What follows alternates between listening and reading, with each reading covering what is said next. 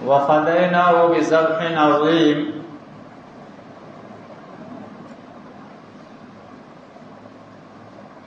یہ ایک عظیم قربانی تھی جس پر اللہ نے تمام قربانیوں کو فدا کر دیا ہے۔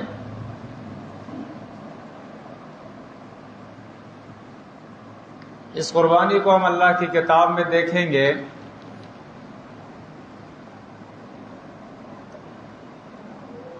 یہ قربانی کیا ہے، اس کا فلسفہ کیا ہے، اس کی حقیقت کیا ہے، اور آج قوم نے قربانی کو کیا سمجھ رکھا ہے۔ جیسے کہ ہم سب جانتے ہیں کہ اکثریت اس قوم کی قربانی کی حقیقت سے نابلد ہے۔ اس وقت جو لوگوں کی غالب خواہش ہے قربانی سے متعلق، وہ تو یہی ہے کہ جو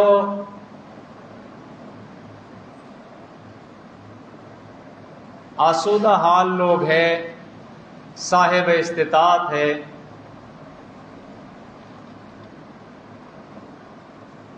وہ لوگوں نے اس قربانی کو ایک فخر کا ذریعہ بنا دیا ہے۔ قربانی ایک نمائش بن گئی ہے، قربانی ایک دکھلاوا بن گیا ہے۔ ہر آدمی بڑے سے بڑا اور خوبصورت سے خوبصورت جانور خریدتا ہے تاکہ لوگ دیکھیں کہ فلاں نے یہ جانور خریدا ہے، اور میرے پڑوس میں کوئی میرا مقابلہ کرنے والا نہ ہو۔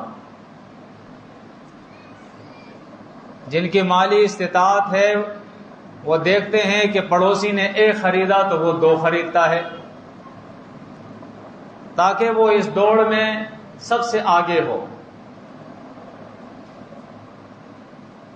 کچھ لوگ ایسے بھی ہیں جو تین دن اور اہل حدیث مسلک سے تعلق رکھنے والے 4 دن تک جو ہے وہ جانور ذبح کرتے ہیں۔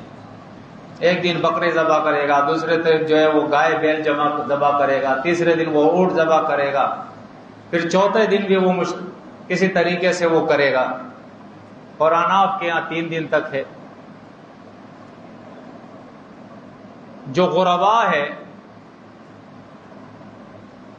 تو وہ بھی اس دوڑ کے اندر اس لیے آگے بڑھ رہے ہیں کہ بچوں کی ڈیمانڈ ہے، بیوی کی ڈیمانڈ ہے کہ ہمارا بھی جانور ہونا چاہیے، ہمارے گھر پہ بھی گوشت ہونا چاہیے۔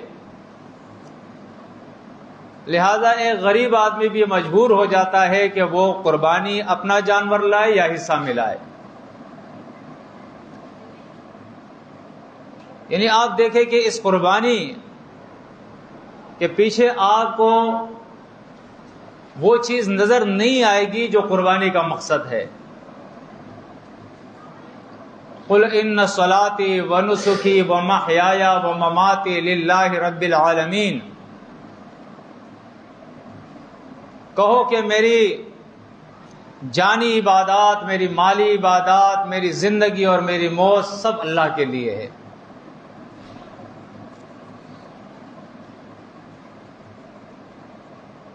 اس سے بڑھ کر اس وقت اکثریت قوم کی جو قربانی کر رہی ہے، ان کو یہ بھی پتہ نہیں کہ ہمارا عقیدہ کیا ہے، اور جو ہمارا عقیدہ ہے اس عقیدے کے ہوتے ہوئے قربانی قبول بھی ہوتی ہے یا نہیں ہوتی ہے۔ اب اس کی تفصیل میں انشاءاللہ پھر آخر میں بیان کروں گا۔ شروع میں ہم تھوڑا سا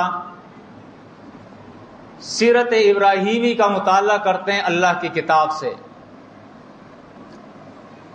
کہ ابراہیم علیہ السلام کون تھے، اس کی سیرت کیا تھی، اس کی قربانیاں کیا تھی، اس کی کون سی یاد ہے جو آج ہم تازہ کر رہے ہیں، جو اللہ کو پسند ہے۔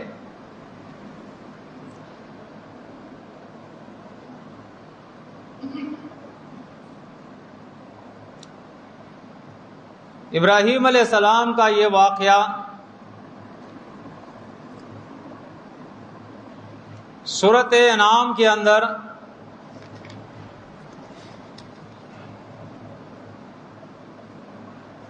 اللہ رب العزت اس کا ذکر فرماتا ہے، وَإِذْ قَالَ إِبْرَاهِيمُ لِأَبِيهِ آزَرَ أَتَتَّخِذُ أَصْنَامًا آلِهَةً إِنِّي أَرَاكَ وَقَوْمَكَ فِي ضَلَالٍ مُبِينٍ۔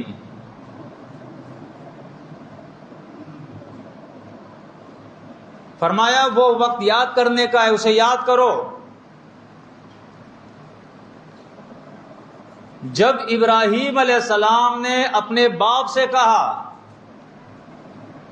اور اس کے باپ کا نام تھا آزر، اتتخذ اصناما آلہہ، کیا تو نے اصنام کو حاجت روا اور مشکل کشا بنایا ہوا ہے؟ ان کے سامنے فریاد کرتا ہے اور ان سے حاجتیں طلب کرتا ہے، ان کے سامنے جھکتا ہے اور ان کے نام کی نظر و نیاز کرتا ہے، ان کو داتا دستگیر اور مشکل کشا سمجھتا ہے۔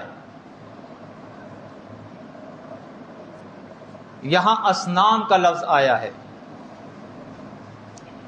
قرآن مجید نے جب آپ مطالعہ کریں گے سورہ انعام کے بعد سورۃ انبیاء کا، سورۃ صافات کا، سورۃ مریم کا، تو سورۃ صافات، سورۃ انبیاء کے اندر بھی اس کی تفصیل آتی ہے۔ ایک جگہ ابراہیم علیہ السلام ان سے پوچھتا ہے، ما هذه التماثيل التي انتم لا عاقفون، یہ کیا تم نے تماثیل بنائی ہوئی ہے؟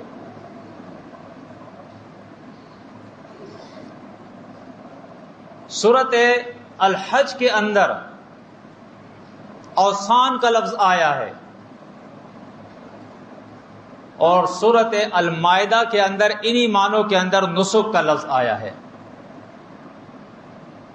اصنام کا واحد صنم ہے، تماثیل کا واحد تمثال ہے، اور نسب کا واحد نسب ہے، اور اسی طرح اوثان کا واحد وزن ہے۔ اصنام کہتے ہیں ان آلہہ کو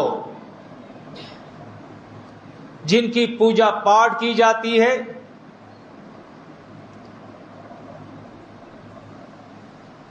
اور یہ پوجا پاٹ جو کی جاتی ہے یہ اس طرح سے کی جاتی ہے کہ یہ اصنام ایک جگہ سے دوسری جگہ منتقل ہو سکتے ہیں۔ جیسے تصویر بنا لی، ادھر بھی لگا دی، ادھر بھی لگا دی، ادھر بھی لگا دی، کسی پیر، کسی مرشد، کسی نبی، کسی ولی کی، کسی نیک آدمی کی، اور اس کی پوجا پاٹ شروع کر دی۔ اوثان اس کو کہتے ہیں جو ایک جگہ پہ مستقل ہو۔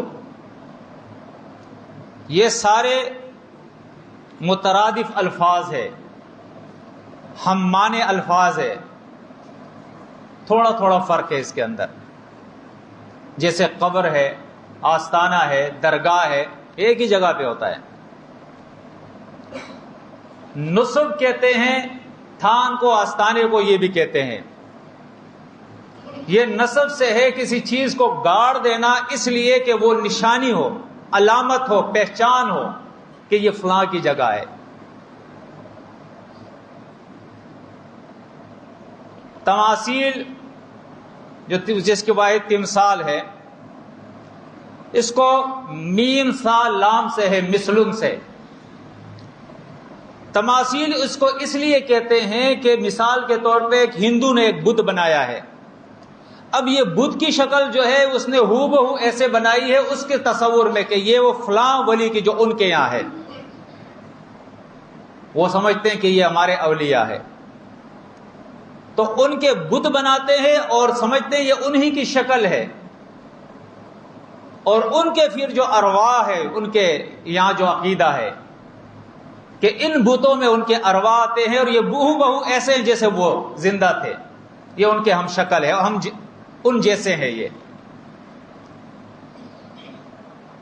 اب ہمارے یہاں تو قرآن مجید کے اندر تماثیل ہو، اصنام ہو، اوثان ہو، نصب ہو، من دون اللہ کا لفظ آئے، شرک کے ایجنٹوں نے جو شرک کے ایجنٹ ہے، علماء سو ہے، پیران ضلالت ہے، انہوں نے ہر جگہ اس کو جو ہے بت قرار دے دیا۔ من دون اللہ بت، اصنام بت، تماثیل بت، اوثان بت، نصب بت۔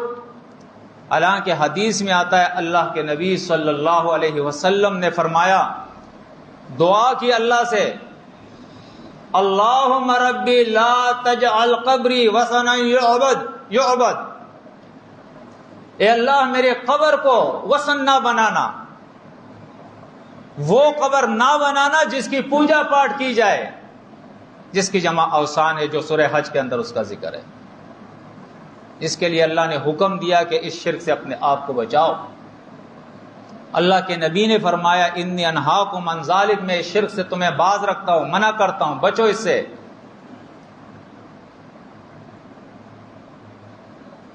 تو ابراہیم علیہ السلام، اس کا جو باپ تھا، اس وقت کی جو قوم تھی، اس وقت کا جو بادشاہ تھا، ان کا جو مسلک تھا، مذہب تھا، دین تھا، اسی طرح تھا جس طرح آج ہمارے یہاں ہے۔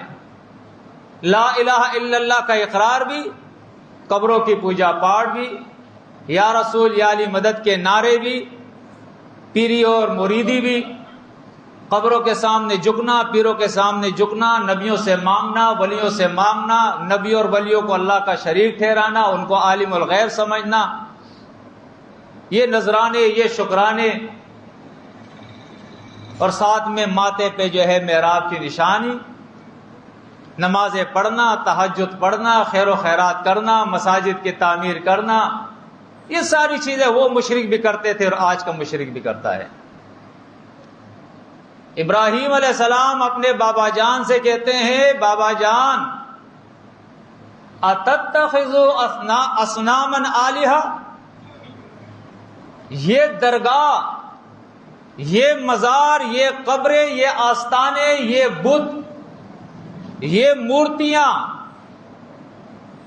یہ جو تم لوگوں نے بنائے ہیں اللہ کے مقابلے میں کہ یہ ہمارے مشکل کشا ہے، یہ داتا ہے، یہ دستگیر ہے، یہ بگڑیاں بنانے والے ہیں، یہ غوث اور غوث العظم ہے، ان کو تم نے الہ بنایا ہے۔ انی اراکا وقومک فی ضلال مبین، بابا جان، میرے ابا جان، میں تجھے اور تیری قوم کو کھلی گمراہی کے اندر دیکھ رہا ہوں۔ آج اگر کسی نے کہہ دیا تو لوگ کہیں گے بڑا گستاخ ہے، اپنے باپ کو کہتا ہے گمراہ۔ یہ سنت ابراہیمی ہے۔ میرے قوم کے لوگوں، جب باپ شرک کرے تو باپ سے بھی آپ کہیں انی اراک وقومک فی ضلال مبین، بابا جان تیرے مولوی کو، تیرے پیر کو، تیرے مرشد کو، تجھے، تیری قوم کو جو شرک کے اندر لت پت ہے، جو قبروں کی پوجا پاٹ کر رہی ہے، جو اللہ کے ساتھ اللہ کی مخلوق کو شریک کر رہی ہے، میں تمہیں دیکھ رہا ہوں کہ تم گمراہی کے اندر مبتلا ہو اور کھلی گمراہی کے اندر مبتلا ہو، لا ریب گمراہی کے اندر مبتلا ہو۔ وَكَذَلِكَ نُرِي إِبْرَاهِيمَ مَلَكُوتَ السَّمَاوَاتِ وَالْأَرْضِ وَلِيَكُونَ مِنَ الْمُوقِنِينَ۔ اللہ فرماتا ہے ہم نے ابراہیم علیہ السلام کو زمین اور آسمانوں میں اپنے قدرت کی نشانیاں دکھا کے، اپنی قدرت کی نشانیاں دکھائی، اس کو سیر کرایا کہ اوپر دیکھو، نیچے دیکھو، دائیں اور بائیں، آگے پیچھے دیکھو، ھذا خلق اللہ، تاکہ اسے اس کا یقین اور زیادہ مضبوط ہو جائے۔ یقین تو تھا اس کا، اور زیادہ مضبوط ہو جائے اس کا یقین کہ یہ پورا کارخانہ اللہ کا ہے، اس میں کوئی اس کا شریک سہیم نہیں ہے، ساجی اور ثانی نہیں ہے اس کا، وہ وحدہ لا شریک ہے۔ اب ابراہیم علیہ السلام کی دعوت کا ذکر ہے. اپنے قوم کے سامنے، اپنے باپ کے سامنے کھڑے ہیں. فلما جن علیہ اللیل رأى کوکبا، وہ قوم قبروں اور آستانوں کے ساتھ ساتھ ایک مجوسی قوم تھی، سورج، چاند اور ستاروں کی پوجا کرنے والی. ابراہیم علیہ السلام، یہ طریقہ ہے ان کی دعوت کا، جس طرح سورہ نوح کے اندر نوح علیہ السلام کی قوم اور ان کی دعوت کا اللہ رب العزت نے ذکر کیا ہے. دعوت قومی لیلا و نہارا، میں نے اپنے قوم کو دن اور رات، اے اللہ تیری وحدانیت کی دعوت ان کے سامنے رکھی ہے کہ اللہ ایک ہے، اس کا کوئی شریک نہیں ہے. اب ستارے نظر آ گئے، یہ ستاروں کی پوجا پاٹ کرنے والے لوگ. ابراہیم علیہ السلام ان سے پوچھتے ہیں، قال ھذا ربی، یہ میرا رب ہے، ان ستاروں نے مجھے پیدا کیا ہے، یہ ستارے میری حاجتیں پوری کرتے ہیں. فلما افلا، اور جب وہ ستارے فنا ہو گئے، صبح ہو گئی، ستارے نظر نہیں آ رہے اب. قال لا احب الآفلین، وہ ابراہیم علیہ السلام جو رات قوم کے سامنے دعوت دے رہا ہے، صبح چڑھتے پھر وہ دعوت دے رہا ہے کہ میری قوم، وہ ستارے کہاں چلے گئے جو تو فنا ہو گئے. کہا جو فنا ہو جاتے، ایسا تو الہ نہیں ہو سکتا ہے، یہ کیسے الہ ہے؟ الہ کی تو یہ صفت ہے کہ وہ ہر وقت، ہر گھڑی ایک ہی حال میں ہوتا ہے. یہ نہیں ہے کہ وہ زندہ ہے، کبھی مر گیا، کبھی بیمار ہے، کبھی صحت مند ہے، کبھی سو رہا ہے، کبھی جاگ رہا ہے، کبھی کمزور ہے، کبھی طاقت میں ہے، کبھی تھکا ہوا ہے، کبھی وہ فریش ہے اور آرام میں ہے. نہیں نہیں، یہ ساری عیب ان کے اس کے اندر نہیں ہوتے، وہ تو ایک ہی حال میں ہوتا ہے، عیبوں سے پاک ہوتا ہے وہ. اس کے بعد فلما رأى القمر بازغا، اب دوسری رات ہو گئی. ابراہیم علیہ السلام نے چاند دیکھا کہ وہ چمک رہا ہے. قال ھذا ربی، ابراہیم علیہ السلام نے کہا یہ میرا رب ہے. وہ پہلے جو تم نے کہا تھا وہ تو فنا ہو گئے، وہ تو رب نہیں ہو سکتا ہے. اب بتاؤ یہ چاند جو ستاروں سے کچھ بڑا ہے، یہ رب ہے میرا.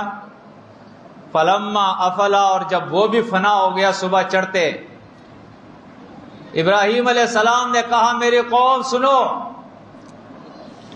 قال لئن لم يهدني ربي لأكونن من القوم الضالين، میرے رب نے اگر مجھے صحیح راہ نہ دکھائی ہوتی، توحید کی راہ نہ دکھائی ہوتی، تو میں بھی اس گمراہ قوم کے اندر ہوتا. لم يهدني، اگر میرا رب مجھے یہ پہلے سے یہ کام نہ کرتا تو میں بھی اس گمراہ قوم کے اندر ہوتا. اچھا، بعض لوگ، بلکہ ہم اگر مفسرین دیکھیں تو کئی مفسرین ایسے ہمیں نظر آئیں گے، اعوذ باللہ، وہ کہتے ہیں کہ ابراہیم علیہ السلام پہلے اسی قوم میں سے تھے، وہ بھی ستاروں کی پوجا، چاند کی پوجا، سورج کی پوجا کرتے تھے. پھر اللہ نے اس کو شعور دیا اور اس شر سے وہ باز آ گیا. اعوذ باللہ ثم اعوذ باللہ. حالانکہ اگر ہم قرآن مجید دیکھیں، یہ مضمون تو بہرحال آئے گا، لیکن اس سے پہلے ہی میں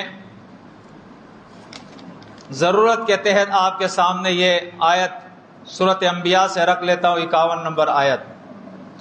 وَلَقَدْ آتَيْنَا إِبْرَاهِيمَ رُشْدَهُ مِنْ قَبْلُ وَكُنَّا بِهِ عَالِمِينَ. دیکھیں اس کے بعد دعوت کا ذکر ہے. اذ قال لأبیہ وقومہ ما هذه التماثیل التي انتم لها عاکفون.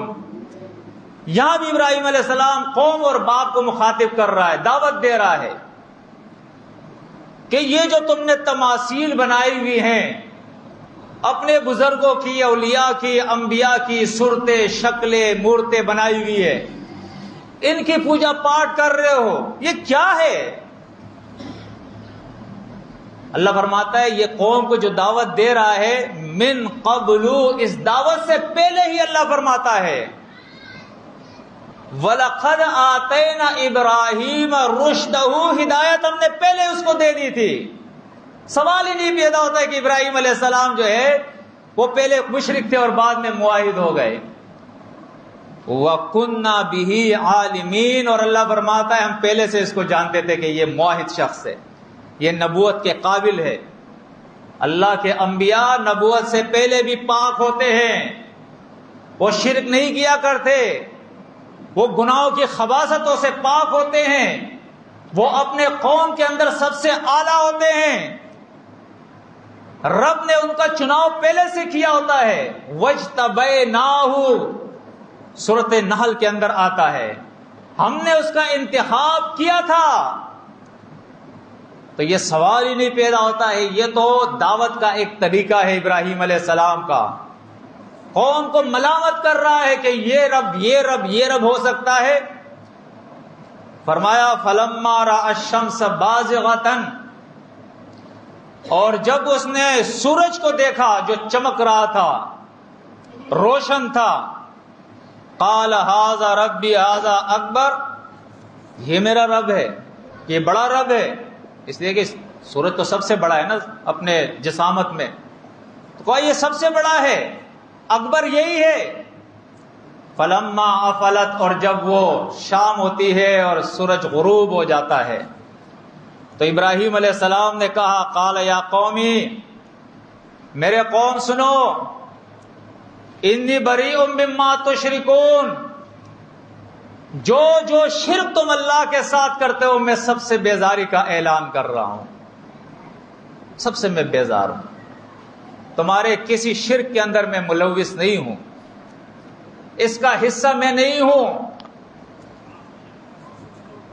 یہ انبیاء علیہ السلام کی دعوت ہے، اس کی حقیقت کو ہم نہیں سمجھتے ہیں، ورنہ حقیقت کو اگر سمجھتے میں اور آپ، میں اپنے آپ کو بھی شامل کرتا ہوں، تو آپ یقین جانیں ہم ایسا کبھی نہیں کرتے کہ دنیا کے خاطر، دنیا کے مال و متاع کے خاطر، دو ٹکوں کے خاطر اس دعوت سے ہم پیچھے ہٹتے، اپنے انا کے خاطر اس دعوت سے پیچھے ہٹتے، کبھی بھی نہیں ہٹتے. انبیاء کی طرح ہمارے بھی دن رات یہ دعوت ہوتی، دفتر میں ہو، دکان پہ ہو، گھر پہ ہو، بازار میں ہو، انفرادی طور پہ ہو یا اجتماعی طور پہ ہو. ومن احسن قولا ممن دعا الی اللہ، اللہ فرماتا ہے پوری کائنات کے اندر اس شخص سے زیادہ کسی کی دعوت، کسی کی پکار مجھے اچھی نہیں لگتی ہے. سب سے زیادہ میرا یہ بندہ ہے جو میرے طرف لوگوں کو پکارتا ہے، بلاتا ہے، سب سے اچھی دعوت مجھے اسی کی لگتی ہے، اسی کی آواز مجھے سب سے پسند ہے. کہ وہ جہاں جہاں شرک دیکھتا ہے قوم کے اندر، ولا یخافون لومۃ لائم، کسی ملامت کرنے والے کی ملامت، کسی ناراض ہونے والے کی ناراضگی، کسی دھمکی دینے والے کی دھمکی، کسی چیز کی وہ پرواہ نہیں کرتا ہے. ببانگ دوہل وہ کہتا ہے یا قوم انی بریء مما تشرکون، اسے بتاتا ہے کہ یہ شرک ہے اور میں اس سے بیزار ہوں. ابراہیم کی سنت سمجھیے کیا ہے. ہمارے یہاں تو ہر سنت کو ہم پاؤں تلے رونگتے رہیں گے، لیکن جب کھانا کھائیں گے نا اور پلیٹ میں کوئی ہماری پسند کی چیز ہو نا تو پلیٹ صاف کرنی پھر سنت ہوتی ہے. ایسا ہے یا نہیں؟ اگر پلیٹ میں کھانا پسند کرنا ہو تو پھر وہ سنت پہ بھی ہمارا عمل نہیں ہوتا ہے. لیکن پلیٹ میں اگر ہمارے پسند ڈش ہمارے پسند کی ہے تو پھر کہتا ہے یہ سنت میں پوری کر لوں گا، تھالی صاف کرنے والی، پلیٹ صاف کرنے والی. تو اسی طرح ابراہیم کی جو سنت قرآن بتا رہا ہے، آج اس سے ہم نہ بلد نہ واقف اور کوسوں دور ہے، لیکن یہ سنت ہمیں بڑی پسند ہے. یہ گوشت کھانے والی یہ بہت اچھی ہمیں لگتی ہے. جب سال آتا ہے نا، قربانی کا سال کی عید آتی ہے، بڑے ہم خوش ہوتے ہیں، پھولتے ہیں خوشی سے. مزہ آتا ہے ہمیں کہ گوشت کھائیں گے، اور ایسا کھائیں گے ایسے تو میں نے دیکھے ظالموں کو 2-2 3-3 مہینے ڈیفریزروں کے اندر گوشت رکھا ہوا ہے، تکے بن رہے ہیں، پارٹیاں ہو رہی ہے، فنکشنیں ہو رہی ہے، سیل و تفریح ہو رہی ہے، قربانی کا گوشت جو ہے وہ کھایا جا رہا ہے۔ سنت ابراہیمی ہے جی، استغفر اللہ۔ یہ قوم بڑی ظالم قوم بن گئی ہے۔ اللہ بیان فرماتا ہے ابراہیم علیہ السلام وہ اپنے قوم سے کہتے ہیں انی وجہت وجہی للذی فطر السماوات والارض، کہ میں سنو یہ درگاہ ہے، یہ پیر ہے، یہ مرشد ہے، یہ تعویذ ہے، یہ گنڈے ہے، یہ جادو ہے، یہ منتر ہے، یہ ٹونے ہیں، یہ ٹوٹکے ہیں، سارے تمہارے جتنے بھی الہ ہیں ان سے میں نے برات حاصل کر لی ہے، منہ پھیر لیا ہے۔ انی وجہت وجہی للذی فطر السماوات والارض، میں نے اپنا چہرہ، اپنا رخ اس رب کے طرف کر لیا ہے جو زمین اور آسمانوں کا خالق ہے۔ مقابلہ کرو، کر سکتے ہو تم؟ ارے گھوڑے کو پوجنے والوں، علم کو پوجنے والوں، تازیوں کو پوجنے والوں، پیروں کو پوجنے والوں، نبیوں کو پوجنے والوں، ولیوں کو پوجنے والوں، مردوں کو پوجنے والوں، سحر کو پوجنے والوں، دجال کو پوجنے والوں، بتاؤ تمہارے یہ الہ میرے الہ کا مقابلہ کر سکتے ہیں؟ میرے رب کا مقابلہ کر سکتے ہیں؟ میں جس رب کا بندہ بنا ہوں، جس رب کے سامنے میں نے ماتھا ٹیکا ہے، جس رب کے در کا سوالی میں بنا ہوں، وہ ہے جس نے آسمان اور زمین کو تخلیق کیا ہے، ہر چیز کا وہ خالق ہے۔ کرو مقابلہ، کس طرح تم کرتے ہو مقابلہ؟ ابراہیم علیہ السلام کہتے ہیں حنیفاً انی وجہت کی تفسیر ہے یہ، حنیفاً کی تفسیر انی وجہت وجہی للذی فطر السماوات والارض، یہ ایک دوسرے کی تفسیر ہے۔ حنیف بھی اس کو کہتے ہیں کہ ہر در سے اپنے آپ کو کاٹ دے اور ایک رب کے طرف مائل ہو جائے، ایک اللہ کا ہو جائے۔ وہ کیا مقابلہ ہے؟ یہ کیسا مقابلہ ہے؟ ایک اللہ کو ماننے والا ہے اور دوسری مخلوق کو ان کے دروں پہ جھک رہی ہے،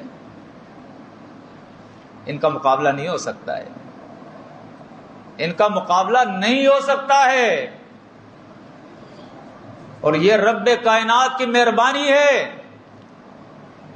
کہ ایک وہ شخص ہے جس کو اللہ کے نبی نے حکم دیا ہے بلغ عنی ولو آیا، ایک آیت کا بھی علم ہو اسے پہنچاؤ اللہ کی مخلوق تک۔ اسے صرف ایک آیت معلوم ہے، ایک آیت معلوم ہے کہ زمین اور آسمانوں کا خالق مالک ایک اللہ ہے، اس کے علاوہ کوئی الہ نہیں۔ دوسرے طرف ایک مولوی کھڑا ہو جاتا ہے، فلسفی بھی ہے، منطقی بھی ہے، نحوی بھی ہے، صرفی بھی ہے، لغت بھی جانتا ہے، شمس العلماء ہے، شیخ الحدیث، شیخ القرآن ہے، لیکن اللہ گواہ ہے کہ یہ ایک آیت کا علم رکھنے والا، یہ مشرک شیخ الحدیث اور قرآن، یہ صرفی اور نحوی، یہ منطقی اور فلسفی اللہ کے اس موحد بندے کا مقابلہ نہیں کر سکتا۔ میں قسم کھا کے کہتا ہوں نہیں کر سکتا ہے۔ کیسے کرے گا؟ قرآن شہادت دے رہا ہے، ملائک شہادت دے رہے، سورہ آل عمران دیکھو، اللہ شہادت دے رہا ہے، سارے انبیاء شہادت دیتے، تمام صلحاء شہداء گواہی دیتے، صدیقین گواہی دیتے ہیں۔ آسمان اور زمین کی تخلیق اللہ کی یہ قدرت گواہی دیتی ہے کہ اللہ ہے، اللہ ہے، اللہ کے علاوہ اس کا کوئی مالک اور خالق نہیں ہے۔ قل اللہم مالک الملک، یہ پوری کائنات کی سلطنت اور بادشاہی کا مالک صرف ایک اللہ ہے، اس کا کون مقابلہ کرے گا؟ ابراہیم علیہ السلام فرمایا حنیفہ، وہ حنیف ہے، یکسو ہے۔ اور ابراہیم علیہ السلام کہتے ہیں وما انا من المشرکین، سنو میں مشرکوں میں سے نہیں ہوں۔ وہ وہ فرقہ جتنے بھی ہے جن کے اندر شرک ہے، تھوڑا ہے، زیادہ ہے، کم ہے، شائبہ تک ہے شرک کا، سب سے میں بیزار الگ اور تلگ ہوں۔ آج کے اس وقت کی طرح نہیں ہے، اسے تو پتہ بھی لگ جاتا ہے میرے جماعت میں شرک ہے، میرا امیر صاحب شرک کر رہا ہے، میرا حضرت صاحب شرک کر رہا ہے، اس کے باوجود یہ شائیں بائیں کرتا ہے۔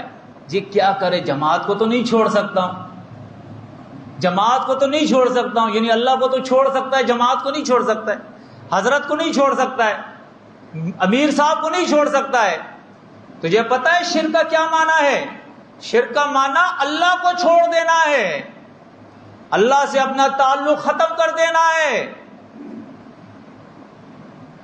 یہ ابراہیم علیہ السلام کی سنت ہے، جو سورہ ال عمران کی آیت 67-68 میں نے آپ کے سامنے تلاوت کی تھی۔ ما کان ابراہیم یہودیا ولا نصرانیا ولکن کان حنیفا مسلما وما کان من المشرکین۔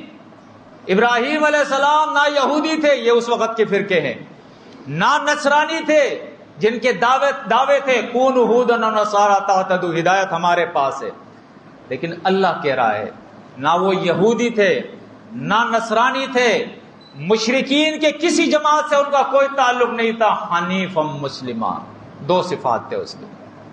ایک حنیف تھا، حنیف کا معنی کیا ہے؟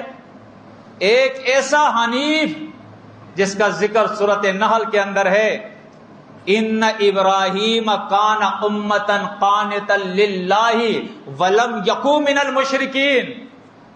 ابراہیم علیہ السلام خود میں ایک امت تھے، ایک جماعت تھے۔ ہونا ایسا چاہیے، ہونا ایسا چاہیے۔ بہت سارے لوگ ان کے ساتھ جا کے مل، نا اکیلے کھڑا ہو جا، لیکن عقیدہ اور ایمان یہ ہو کہ اللہ ایک ہے، تو اللہ فرماتا ہے یہ امت ہے، یہ امت ہے، اور امت بھی ایسا قانتا للہ، اللہ کا فرما بردار امت، اللہ کی فرما بردار جماعت ہے یہ۔ ولم یکن من المشرکین، اور ابراہیم علیہ السلام مشرکوں میں سے نہیں تھے۔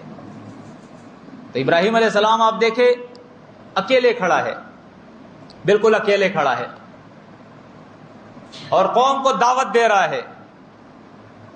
اتنا زبردست نبی اللہ کا، باپ سورۃ مریم میں اس کا ذکر ہے، وَاہْجُرْنِی مَلِیًّا۔ ابراہیم علیہ السلام سے باپ کہتا ہے لَأَرْجُمَنَّکَ وَاہْجُرْنِی مَلِیًّا، اگر اپنی اس دعوت سے باز نہیں آئے گا سنسار کر دوں گا اور نکل جا میرے گھر سے۔ بابا جان نکل جاؤں گا، تیار ہوں نکلنے کے لیے، لیکن رب ایک ہے، اللہ ایک ہے، ماننا یہ پڑے گا تمہیں، نہیں مانو گے گھر چھوڑ کے نکل جاؤں گا۔ ارے ایسا ایمان ہونا چاہیے، یہ سنت ابراہیمی ہے۔ تو ایک سیاسی جماعت کو نہیں چھوڑ سکتا، لسانی جماعت کو نہیں چھوڑ سکتا، ایک مذہبی فرقے کو نہیں چھوڑ سکتا ہے، باوجود اس کے کہ تجھے معلوم ہے یہ دجال کے الوہیت کے قائل ہے، یہ سحر کے تاثیر کے قائل ہے، یہ نظر بد کے تاثیر کے قائل ہے، یہ دم اور تعویذ کے قائل ہے، سارا شرک اس کے اندر پڑا ہوا ہے، لیکن جی چھوڑ نہیں سکتا ہوں۔ ابراہیم علیہ السلام بابا جان سے کہتے ہیں ٹھیک ہے انی مہاجر الی ربی، کوئی بات نہیں ہے، اللہ کے لیے میں چھوڑ رہا ہوں، تیرا گھر بھی چھوڑ رہا ہوں۔ قوم سے کہتا ہے میں چھوڑ رہا ہوں تمہارا ملک اللہ کے لیے۔ بہرحال ابراہیم علیہ السلام، اللہ فرماتا ہے وما انا من المشرکین، میں مشرکوں میں سے نہیں ہوں۔ یہ سورۃ انعام ہے۔ اس کے بعد باری آتی ہے سورۃ نحل کی، جس کی آیتیں جو ہے وہ میں نے آپ کے سامنے تلاوت کر دی ہے، لہذا اس کی اب ضرورت نہیں رہی۔ اس کے بعد سورۃ مریم ہے، جس کے اندر اللہ رب العزت نے ابراہیم علیہ السلام کا ذکر فرمایا ہے۔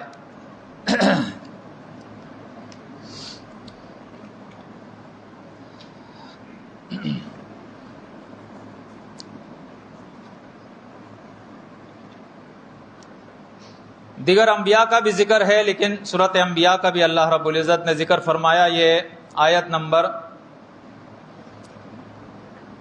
41 سے، وَاذْكُرْ فِي الْكِتَابِ إِبْرَاهِيمَ إِنَّهُ كَانَ صِدِّيقًا نَبِيًّا. اللہ کی کتاب میں ابراہیم علیہ السلام کا ذکر دیکھے، پڑھے، سمجھے، یاد کریں. یہ بہت بڑا سچا اللہ کا نبی تھا، بہت بڑا سچا نبی تھا. فرمایا اذ قال لأبیہ یا ابت لم تعبد ما لا يسمع ولا يبصر ولا يغني عنك شیئا. یہ ابراہیم علیہ السلام کی بات جو ہے یہ یاد کرنے کی بات اللہ فرماتا ہے. جب اس نے اپنے باپ سے کہا تھا کہ میرے بابا جان کیوں تو پکارتا ہے، پوجا پاٹ کرتا ہے، ماں ان کی لا یسمع جو سنتے نہیں، ولا یبصر جو دیکھ نہیں سکتے، ولا یغنی عنک شیئا جو تیری تھوڑی سی تکلیف بھی دور نہیں کر سکتے. کیا ہو گیا تجھے؟ نبی محتاج، ولی محتاج، زندے محتاج، مردے محتاج. ان میں تو یہ استطاعت نہیں ہے کہ خود اپنی تکلیف کو دور کر سکے، خود اپنے آپ سے موت کو دور کر سکے. خود وہ اللہ کے محتاج ہے. یا ابتی، اے میرے بابا جان، انی قد جاءنی من العلم، میرے پاس علم آیا ہے اللہ کی طرف سے، ما لم یأتک جو تیرے پاس نہیں ہے. ٹھیک ہے میرا باپ ہے، لیکن وہ علم جو میرے پاس ہے وہ تیرے پاس نہیں ہے. فاتبعنی، میرے پیچھے چلیے، میری پیروی کیجیے. اہدک صراطا سویا، میں تجھے سیدھا راستہ دکھاؤں گا. یا ابت لم تعبد الشیطان، شیطان کی بندگی کیوں کر رہا ہے؟ ہر مشرک شیطان کی بندگی کرتا ہے، اس لیے کہ یہ دعوت شرکی یہ شیطان کا کام ہے. چاہے وہ مولوی کی شکل میں ہو، وہ پیر کی شکل میں ہو، وہ لیڈر کی شکل میں ہو، وہ امیر کی شکل میں ہو، وہ باپ کی شکل میں ہو، اگر وہ شرک کی دعوت دیتا ہے وہ شیطان ہے. ان الشیطان کان للرحمن عصیا، اور شیطان جو ہے رحمان کا نافرمان ہے. یہ بہرحال ابراہیم علیہ السلام کی دعوت ہے. جب یہ دعوت دی تو ابراہیم علیہ السلام کا باپ کہتا ہے قال اراغب انت عن آلہتی یا ابراہیم، اے ابراہیم کیا تو ہمارے ان الہوں سے مجھے ہٹانا چاہتا ہے؟ آج دیکھیں کتنی تعجب کی بات ہے. آپ دعوت اللہ کے لیے جاتے ہیں نا تو آپ کیا کہتے ہیں؟ اللہ ہے کہ اس کا کوئی شریک نہیں. قرآن کو ترجمے کے ساتھ سیکھو، تقوی کی زندگی اختیار کرو، اللہ اور اس کے رسول کا حکم مانو، اللہ اور رسول کی نافرمانی سے بچو. یہ دعوت ہوتی ہے. اور ایک داڑھی والا آ جاتا ہے اور آپ کے ساتھ جھگڑا شروع کر دیتا ہے. کتنے افسوس کی بات ہے. منشیات کے اڈے چل رہے ہیں، سود کے اڈے چل رہے ہیں، زنا کے اڈے چل رہے ہیں، ڈکیتیاں ہو رہی ہے، چوریاں ہو رہی ہے، لوٹ مار ہو رہا ہے، ناجائز منافع خوری ہو رہی ہے، ذخیرہ اندوزی ہو رہی ہے، ظلم ہے، بربریت ہے. اس صوفی صاحب کو توفیق نہیں کہ کہیں بھی جا کے ظالم کا ہاتھ روکے تم کیوں یہ ظلم کر رہے ہو. لیکن جہاں اللہ کے دین کی دعوت دی جاتی ہے وہاں کی یہ مقابلے کے لیے کھڑا ہو جاتا ہے. تو ابراہیم علیہ السلام کا باپ ابراہیم علیہ السلام سے کہتا ہے اراغب انت عن آلہتی یا ابراہیم، ہمارے ان آلہہ سے مجھے تو روکتا ہے ابراہیم. لئن لم تنتہی لارجمنک، اگر اپنی بات سے باز نہ آیا تو سنسار کر دوں گا. واہجرنی ملیا، ایک مدت کے لیے مجھے چھوڑ دے، دور ہو جا مجھ سے. یہ دعوت ایسی ہے. گھر میں اگر باپ مشرک ہے تو وہ برداشت نہیں کرے گا، ماں مشرکہ ہے تو برداشت نہیں کرے گی، بھائی مشرک ہے تو برداشت نہیں کرے گا. اس لیے تو آپ دیکھیں قرآن مجید آپ کو کہتا ہے یا ایھا الذین آمنوا لا تتخذوا آباءکم واخوانکم اولیاء ان استحبوا الکفر علی الایمان ومن یتولہم منکم فاولئک ھم الظالمون. ایمان والو، اگر تمہارا باپ ہو، تمہاری ماں ہو، تمہارے بہن بھائی ہو، وہ بھی اگر کفر کو اسلام پہ ترجیح ہے، اس کو محبوب رکھے، تو پھر ان کو دوست نہیں بنانا ہے، ان سے دوستی نہیں کرنی. اگر کرو گے تو تم بھی ظالم ہو ان کی طرف. اسلام یہ ٹریننگ دیتا ہے، تمہاری محبت اللہ کے لیے، تمہاری نفرت اللہ کے لیے، تمہارا دینا اللہ کے لیے، تمہارا روکنا اللہ کے لیے. قد استکمل الایمان، یہ ایمان کی تکمیل ہے جو بالکل اللہ کے لیے ہو جائے، اس کی ہر چیز اللہ کے لیے ہو جائے، اس کے اپنی خواہش پہ وہ عمل نہیں کرتا ہے. تو بہرحال ابراہیم علیہ السلام کو یہ کہا، اور اس کے بعد ابراہیم علیہ السلام نے اعلان کر دیا وَأَعْتَزِلُكُمْ وَمَا تَدْعُونَ مِن دُونِ اللَّهِ، ٹھیک ہے جی، میں تم سے اور تمہارے ان معبودان باطلہ سے، شرک سے میں کنارہ کر رہا ہوں، میں الگ ہو رہا ہوں ان سے. اس کے بعد آپ دیکھیں سورۃ انبیاء، سورۃ انبیاء کے اندر آیت نمبر 51 سے ابراہیم علیہ السلام کا جو ہے اللہ رب العزت نے ذکر کیا ہے.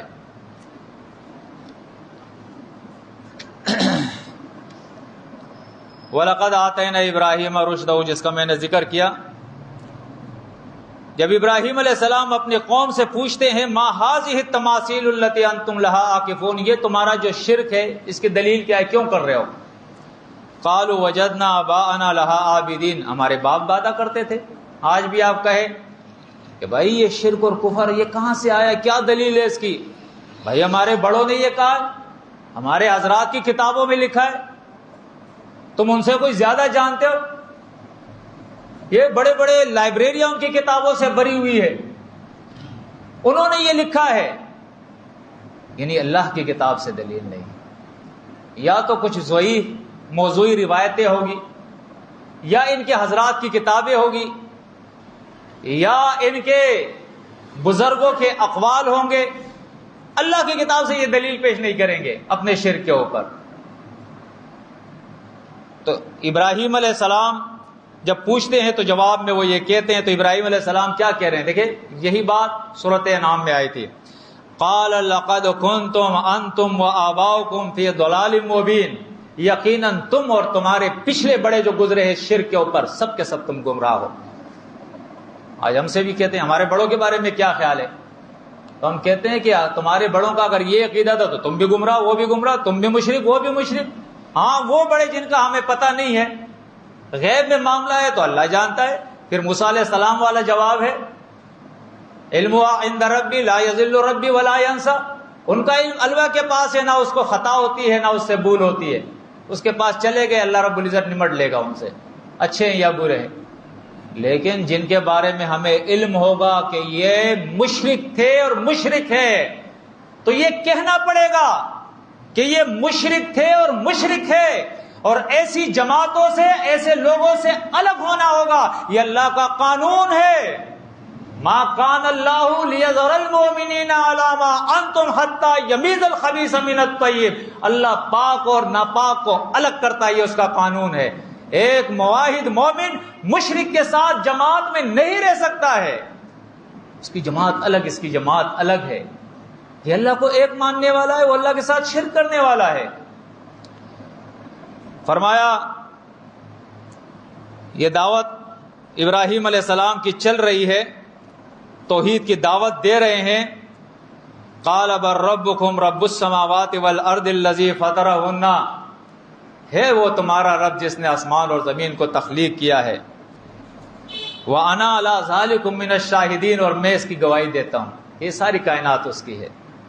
کتنی بڑی بات ہے، کتنی بڑی بات ہے کہ اللہ کی زمین پر ایک شخص کھڑا ہوا ہے اور گواہی دے رہا ہے، حق کی گواہی کہ یہ پوری کائنات میری اللہ کی ہے، اس کے ساتھ کوئی شریک نہیں ہے، سارے فقیر ہے اس کے. اللہ کے بندو یہ عقیدہ کہیں نہیں ملے گا تمہیں، ڈھونڈنے سے نہیں ملے گا. اگر اللہ نے نصیب کیا اللہ کا شکر ادا کرے، لاکھ اور کروڑوں مرتبہ اللہ کا شکر ادا کرے. بڑے بڑے علم کے پہاڑ، وہاں بھی تم دیکھو گے شرک ان کے اندر بھرا ہوا نظر آئے گا. شکر ادا کرو اللہ کا اور اس کا حق ادا کرو. سیکھو یہ توحید کی آیتیں. روڈوں میں، بازاروں میں، گلیوں میں، کوچوں میں کھڑے ہو جاؤ اور مارو ضرب شرک کے اوپر، جس طرح ابراہیم علیہ السلام نے کھلاڑی لی اور ان کے بتوں کو توڑا ہے، ان کے درگاہوں کو توڑا ہے، ان کے آستانوں کو توڑا ہے. اور کیا کہا ہے ذرا دیکھیں اس کی تاکید کو. وَتَاللَّهِ لَأَكِيدَنَّ أَصْنَامَكُمْ بَعْدَ أَن تُوَلُّوا مُدْبِرِينَ. جاؤ تم اور جب واپس آؤ گے تو تمہیں معلوم ہوگا کہ یہ سارے شرک کے تمہارے جو اڈے بنائے ہیں تم نے، انہیں میں ٹکڑے ٹکڑے کر دوں گا، ختم کر دوں گا. قسم کھا کے ابراہیم علیہ السلام نے کہا. کیا مرد مجاہد تھا. آج تو ہم ایسے ہی ایک جگہ کی دعوت اللہ کے لیے جاتے ہیں، کسی نے گریبان پکڑ لیا، کسی نے دھکا مار دیا، اس کے بعد توبہ توبہ، وہاں تو جائیں گے ہی نہیں. پھر یہ ایمان ہے؟ ٹھیک ہے جہالت سے ہم کام نہیں لیتے ہیں، آپ دوسرے جگہ جائیں، لیکن ڈر کی وجہ سے نہیں، حکمت کی وجہ سے چلے جائے کہ چلو تھوڑا آگے چلے جاتے ہیں، ایک دوسرے طریقے سے وہاں دعوت کا آغاز کرتے ہیں. انفرادی جا کے لوگوں کو دعوت دیتے ہیں. اگر اسپیکر پہ کوئی ہنگامہ کرتے ہیں انفرادی جا کے دعوت دے، لیکن ایک شخص کی شرارت سے ہم پوری قوم کو تو محروم نہیں چھوڑ سکتے ہیں. ابراہیم علیہ السلام نے جب یہ کام کیا ہے تو کوئی بھی ہو سکتا تھا، لیکن وہ قوم کیا کہتی ہے؟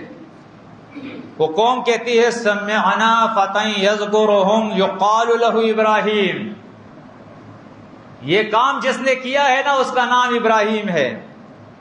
یہ کام اس کے علاوہ کوئی اور نہیں کر سکتا ہے. آپ بھی اپنے قوم میں پہچانے جائے، جہاں بھی شرک کا اڈا ختم ہو، نام تھانے میں تمہارا جو ہے تمہارے نام کی ایف آئی آر کٹے کہ یہ شرک کو ختم کرنے والا یہی ہو سکتا ہے.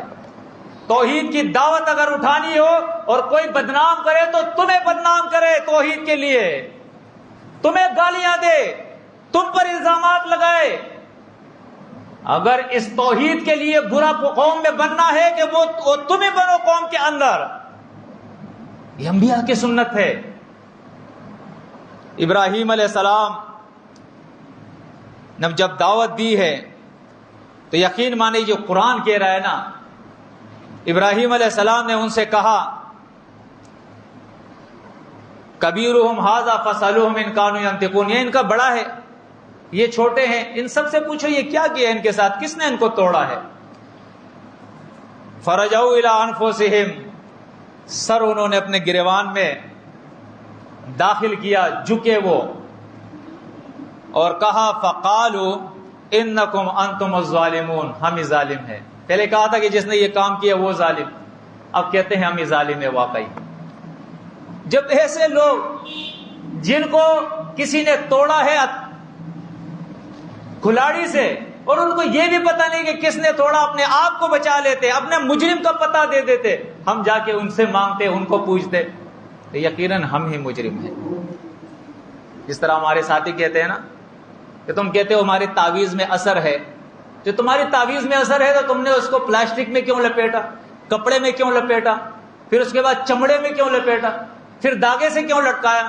بغیر داغے سے وہ لٹک نہیں سکتا ہے، بغیر چمڑے کے وہ اپنے آپ کو بچا نہیں سکتا ہے، اور تمہاری مشکل کشائی کرتا ہے، تمہیں تکلیفوں سے بچاتا ہے. وہ یہ کیسا الہ ہے تمہارا؟ تو ابراہیم علیہ السلام نے جب یہ دعوت دی ہے، ثم نکسوا علی رؤوسہم، سر ان کے شرم سے جھک گئے ہیں، اور ابراہیم علیہ السلام سے جھکے ہوئے سر سے انہوں نے کہا لقد علمت ما هؤلاء ينطقون. ابراہیم تو جانتا ہے کہ یہ بات نہیں کر سکتے. واہ، یہ ہے مشکل کشا، بات نہیں کر سکتے. علی رضی اللہ تعالیٰ کے درگاہ پہ کھڑے ہو کر آپ چیخے مارے اگر وہ جواب دے دے. اللہ فرماتا ہے فَادْعُوهُمْ فَلْيَسْتَجِيبُوا لَكُمْ، چیلنج کرتا ہے اللہ سورۃ الاعراف میں، آوازیں دو، پکارو ان کو اگر یہ تمہیں جواب دے دے. نہیں دے سکتے ہیں. أَلَهُمْ أَرْجُلٌ يَمْشُونَ بِهَا أَمْ لَهُمْ أَيْدٍ يَبْطِشُونَ بِهَا أَمْ لَهُمْ أَعْيُنٌ يُبْصِرُونَ بِهَا أَمْ لَهُمْ آذَانٌ يَسْمَعُونَ بِهَا. اللہ بیان فرماتا ہے نہ ان کے ہاتھ ہے پکڑ سکے، نہ ان کی ٹانگیں ہے یہ چل سکے، نہ ان کے ہاتھ ہے یہ آنکھیں نہ دیکھ سکے، نہ ان کے کان ہے یہ سن سکے. یہ تو مر گئے، مٹی کے ساتھ مٹی ہو گئے. یہ کیا تمہاری مشکل کشائی کریں گے؟ تو ابراہیم علیہ السلام سے انہوں نے کہا کہ تم جانتے ہو ابراہیم یہ تو بات نہیں کر سکتے. تو ابراہیم علیہ السلام نے کہا اف لکم ولما تعبدون، تمہارے عقل پہ ماتم کیا جائے، تف ہے تمہارے عقل پر اور تف ہے ان کی کمزوری پہ کہ اتنے کمزور تمہارے الہ ہے اور اتنا کمزور تمہارا علم اور عقل ہے کہ اس خالق کائنات کے ساتھ تم نے ان مردوں کو، ان مورتیوں کو، ان صورتوں کو، ان بتوں کو تم نے شریک ٹھہرایا ہے، اس مخلوق کو تم نے شریک ٹھہرایا ہے۔ یہ تو بہرحال یہ وہ دعوت کا مرحلہ تھا جس کے بعد انہوں نے فیصلہ کیا قالوا حرقوه وانصروا آلهتکم۔ دیکھیں ابھی تک کہتے ہیں کہ یہ ہمارے آلیہ ہماری مدد کرتے ہیں، اب کہتے ہیں اپنے آلیہ کی مدد کرو، اپنے آلیہ کی مدد کرو۔ کیا مدد ہے؟ ابراہیم کو جلا دو، ابراہیم علیہ السلام کو جلا دو۔ آگ تیار کی گئی ابراہیم علیہ السلام کے لیے۔ یہ آزمائش ہمارے اوپر کہاں آئی؟ یہ سنت ابراہیمی ہے۔ گھر سے نکالا گیا، ملک سے نکالا گیا، آگ میں ڈالا گیا۔ ابراہیم علیہ السلام کی یہ سنت صرف نہیں ہے کہ تم قربانی کا جانور لا کے گوشت اس کا کھاتے رہو ہفتے، 2 ہفتے، مہینہ اور 2 مہینے، اور تم سیل اور تفریح اور پکنکیں کرتے رہو۔ واہ بھائی واہ، یہ سنت ابراہیمی بھی کیا خوب سنت ہے۔ یہ سنت جانو، یہی ابراہیم علیہ السلام کی سنت ہے۔ اور آخر میں آپ کو چونکہ 2 باتیں قرآن نے بتائی ہے، ایک حنیفا مسلما وما کان من المشرکین، مسلمن وہ فرما بردار بھی تھا، آدھا تیتر آدھا بٹیر نہیں تھا ہماری طرح۔ اللہ نے جو کہا وَإِذِ ابْتَلَىٰ إِبْرَاهِيمَ رَبُّهُ بِكَلِمَاتٍ فَأَتَمَّهُنَّ، جو حکم اللہ نے دیا ابراہیم علیہ السلام کو، اللہ سورہ بقرہ کے اندر فرماتا ہے ہر حکم، ہر آزمائش میں وہ پورا اترا، یہاں تک کہ اللہ اس کا ذکر فرماتا ہے کہ ابراہیم علیہ السلام سورۃ صافات میں اس کا ذکر آتا ہے، بڑھاپے میں ہے، وہ بڑھاپے میں، گھر میں اولاد نہیں ہے۔ آپ محسوس کریں، گھر میں اولاد نہیں، بال سفید ہو گئے، بالکل جسم بالکل کمزور ہو گیا ہے، بیوی بانجھ ہو گئی، بوڑھی ہو گئی ہے، اور اللہ رب العزت نے اس عمر میں، بڑھاپے میں، جہاں اس کی بیوی خود تعجب کر رہی ہے، سورۃ ہود دیکھے، جب جبریل علیہ السلام بشارت دینے آتے ہیں تو ماتھے پہ ایسے جو ہے نا وہ ہاتھ مارتی ہے، تعجب کرتی ہے کہ میرا بچہ، وہ کیسے؟ میں تو بالکل بانجھ کمزور بوڑھی ہوں، اور میرا شوہر شیخن کبیرہ، اتنا بڈھا کہ شیخ کبیر ہو گیا ہے، اب ہماری اولاد ہوگی۔ اللہ جبریل علیہ السلام نے کہا کہ ہاں، اللہ کے لیے کوئی یہ مشکل نہیں ہے، وہ ایسا ہی کہے گا۔ بڑھاپے میں اللہ نے اولاد دی، لیکن جب وہ اس قابل ہوا، دوڑ دھوپ کے، باغ دوڑ، اپنے پاؤں پہ کھڑا ہو گیا، یہ اولاد کی کتنی، یعنی اس کی زندگی کا وہ حصہ ہوتا ہے کہ اولاد سے بہت زیادہ محبت انسان کرتا ہے کہ وہ دوڑ دھوپ کے قابل ہو جائے، اپنے پاؤں پہ کھڑا ہو جائے، منہ سے بات کر سکے، ہاتھ سے کام کر سکے، ٹانگوں سے چل سکے، دماغ سے سوچ سکے۔ ایسے وقت میں اللہ کا حکم آیا، اور حکم بھی کیسے آیا؟ خواب میں۔ انی رآ فی المنام، میں نے خواب میں دیکھا ہے، سوتے میں دیکھا ہے، میں نے خواب دیکھا ہے کہ اللہ نے مجھے حکم کیا ہے کہ اپنے بیٹے اسماعیل کو ذبح کر دے۔ جیسے اسماعیل علیہ السلام نے سنا، کہا بابا جان دیر نہ کرے، انشاءاللہ میں صابر ہوں، عمل کرے، اور دونوں اللہ کے حکم کے لیے تیار ہو گئے۔ ابراہیم علیہ السلام نے اسماعیل علیہ السلام کو ماتھے کے بل نیچے زمین پہ ڈال دیا اور چھری اٹھائی ذبح کرنے کے لیے۔ اوپر سے آواز آئی، او منکرین سنت، جو تم کہتے ہو قرآن کے علاوہ وہی نہیں ہے، بتاؤ یہ وہی قرآن کے علاوہ، یہ کتاب کے علاوہ ہے یا نہیں، یہ صحیفہ ابراہیمی کے علاوہ ہے یا نہیں؟ خواب میں حکم آ رہا ہے ذبح کرو، اور جب ذبح کیا جا رہا ہے اوپر سے آواز آ رہی ہے، بس ابراہیم تو نے اپنا خواب سچ کر دکھا دیا ہے، وفدیناہ بذبح عظیم، بڑی قربانی سے ہم نے اس قربانی، تیری قربانی سے ہم نے بڑی قربانی کو جو ہے قربان کر دیا ہے، اس کے مقابلے میں اس کو ہم نے قبول کیا ہے، اب ذبح کرنے کی ضرورت نہیں ہے۔ اطاعت ابراہیم علیہ السلام کی ایسی کہ بیٹے کو ذبح کرنے کا جب حکم ہوا تو وہ بھی اس نے کیا، لیکن ہماری کیا اطاعت ہے؟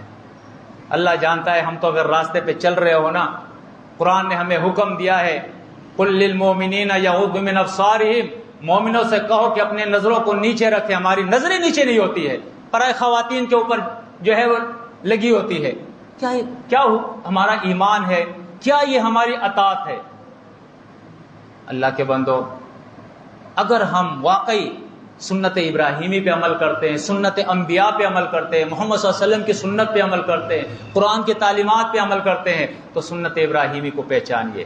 قربانی ضرور کیجئے، لیکن قربانی سے پہلے یہ دو چیزیں اپنے ذہن میں رکھیں. ایک یہ کہ مکمل اطاعت اختیار کرے، صرف قربانی سے معاملہ نہیں ہوگا. دوسرا یہ کہ بالکل شرک سے اپنے آپ کو پاک کر لے. سبحانک اللہم و بحمدک، اشہد ان لا الہ الا انت، استغفرک و اتوب الیک، وصلی اللہ علیہ وسلم.